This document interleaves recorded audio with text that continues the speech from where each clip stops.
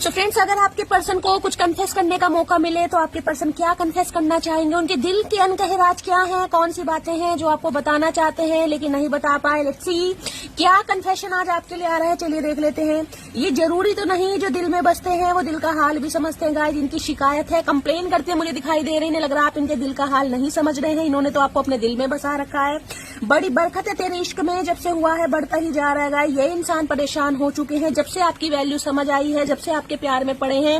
इनकी feelings day by day guys आपके लिए बढ़ती ही जा रही है। इनका प्यार आपके लिए डे बाय डे बढ़ता है। बहुत पछता रहा हूँ किसी वजह से, अगर आपको धोखा दिया है, आपको छोड़ा है या अभी ब्रेकअप है या बातचीत नहीं कर रहे हैं तो गाइस बहुत ज्यादा पछताते हुए मुझे दिखाई दे रहे हैं।